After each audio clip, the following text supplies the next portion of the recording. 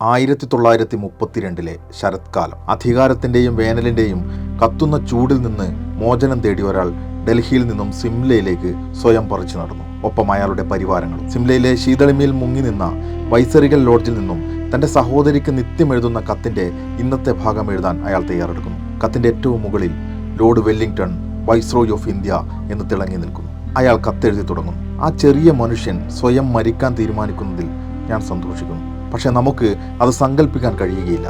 Wellington പ്രഭു ആ കത്തെഴുതുമ്പോൾ 1773 kilometre തെക്ക് യർവാദ ജയിലിന്റെ ഇരുമ്പഴിക്കുള്ളിൽ മെലിഞ്ഞൊരു മനുഷ്യൻ അദ്ദേഹത്തിന്റെ ജീവിതത്തിലെ അനേകം വരുന്ന സമരങ്ങളിലൊന്നിന് തിരിതെളിക്കാൻ പോവുകയായിരുന്നു. വെല്ലിംഗ്ടൺ അടക്കം അനേകം ബ്രിട്ടീഷ് ഭരണാധികാരികളുടെ രാഷ്ട്രീയ അശാന്തിക്ക് നേതൃത്വം നൽകിയ 1920 മുതൽ സ്വാതന്ത്ര്യം വരെ ഒരു രാജ്യത്തിന്റെ പോരാട്ടങ്ങളുടെ ആകെയായി മാറിയ യുഗപുരുഷൻ മഹാത്മാഗാന്ധിയായിരുന്നു അത്. യർവാദയിലേക്കുള്ള ഗാന്ധിജിയുടെ യാത്ര പതിവ് പോലെ ബ്രിട്ടീഷ് നയങ്ങളോടുള്ള കടുത്ത എതിർപ്പായിരുന്നു. ആയിടെ ബ്രിട്ടീഷ് പ്രധാനമന്ത്രി റാംസെ മക്ഡൊണാൾഡ് പ്രഖ്യാപിച്ച കമ്മ്യൂണൽ അവാർഡായിരുന്നു ഗാന്ധിജിയുടെ നിരാഹാരത്തിന് ആധാരം. മതവിഭാഗങ്ങൾക്ക് പ്രത്യേക മിലിറ്ററേറ്റുകൾ പ്രഖ്യാപിച്ച നിയമത്തിലെ പ്രധാന ചർച്ചാ വിഷയം ദളിത് വിഭാഗങ്ങൾക്ക് മണ്ഡലം അനുവദിച്ചതായിരുന്നു. തൊട്ടുകൂടായ്മയും ജാതീയതയും ഇന്ത്യയിൽ കൊടികുത്തി വാണ ആ കാലത്ത് ദളിതരെ പ്രത്യേകമായി പരിഗണിക്കാനുള്ള നീക്കത്തെ ഗാന്ധിജി എതിർത്തു. ദളിത് വിഭാഗത്തിന്റെ ഉന്നമനം ഹിന്ദു മതത്തിനുള്ളിലെ നവീകരണമായി ഗാന്ധിജി കണ്ടു. 1933 ജനുവരി 3 ഗാന്ധിജി ഇത് സംബന്ധിച്ച് അദ്ദേഹത്തിന്റെ നിലപാട് വ്യക്തമാക്കുന്നു.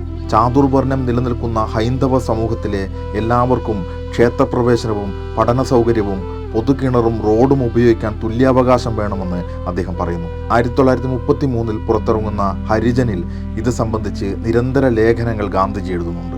രാഷ്ട്രീയമായ സ്വാതന്ത്ര്യം നേടിയെടുക്കുന്നതോടൊപ്പം തൊട്ടുകൂടായ്മ ഉന്മൂലനം ചെയ്യലും സ്വാതന്ത്ര്യ പോരാട്ടമാണെന്ന് ഗാന്ധിജി കണ്ടു. ഈ ഇടപെടലുകളുടെ പിൻഫലത്തിലാണ് അധകൃത വിഭാഗത്തിന് എല്ലാ ദേവാലയങ്ങളും തുറന്നു കൊടുക്കാൻ ക്ഷേത്രപ്രവേശന നിയമപത്രിക രാജ്യത്ത് അവതരിക്കപ്പെടുന്നത്. ഇതോടുകൂടിയാണ് രാജ്യത്തെ സനാതന ഹിന്ദുത്വം ഗാന്ധിജിക്കെതിരെ തിരിയുന്നത്. പുരി ജഗന്നാഥ ക്ഷേത്രത്തിലെ പൂജാരി വൈസ്രോയ്ക്ക് ഒരു കത്തെഴുതുന്നു.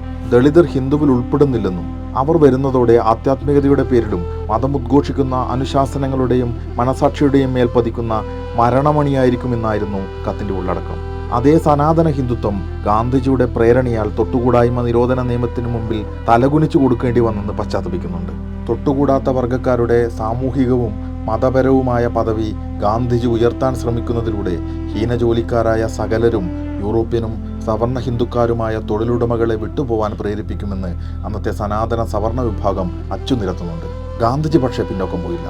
ജയിൽ മോചിതനായ ഗാന്ധിജി നവംബർ 17 ഹരിജൻ പര്യടനം ഇന്ത്യ ആകെ ആരംഭിച്ചു. വാർദ്ധക്യടുത്ത സെലൂവിൽ തൊട്ടുകൂടാത്തവർക്ക് ഒരു അമ്പലം തുറന്നു കൊടുത്തുകൊണ്ടാണ് ആ യാത്ര ആരംഭിക്കുന്നത്. തീവ്ര ഹിന്ദുത്വം അന്ന് ഗാന്ധിജിക്കെതിരെ കരിങ്കൊടി വീശി. ജാഥ പൂനെയിലെത്തുമ്പോൾ കറുത്ത കുപ്പായവുമായി ഇതേ ഹിന്ദുത്വം അദ്ദേഹത്തെ കാത്തുനിന്നു. ഗാന്ധിജിക്ക് നേരെ ആദ്യ വധശ്രമവും അവിടെ വെച്ചായിരുന്നു. കാറ് മാറി ബോംബെറിഞ്ഞതുകൊണ്ട് പിന്നെയും 16 വർഷങ്ങൾ പൊരുതാൻ ഗാന്ധിജി ബാക്കിയായി. ഹിന്ദുത്വത്തിന് ഗാന്ധിജിയോടുള്ള പക അഖണ്ഡ ഭാരത സങ്കല്പം അട്ടിമറിച്ചത് മാത്രമല്ല, അവരുടെ വർണ്ണാശ്രമ വ്യവസ്ഥ തകിടം മറിച്ചതും കൂടിയാണ്. ജാതികൾ താഴ്ന്നവരെ മനുഷ്യനെന്ന പരിഗണന പോലുമില്ലാതെ അട്ടിയോടിക്കേണ്ടതിന് പകരം ഗാന്ധിജി മതത്തിനുള്ളിൽ നവീകരണത്തിന് ശ്രമിച്ചു. ചാതുർവർണ്ണ്യം ഇന്ത്യ ആകെ തകർത്തതിൽ ഗാന്ധിജിക്കും മികച്ച പങ്കുണ്ട്.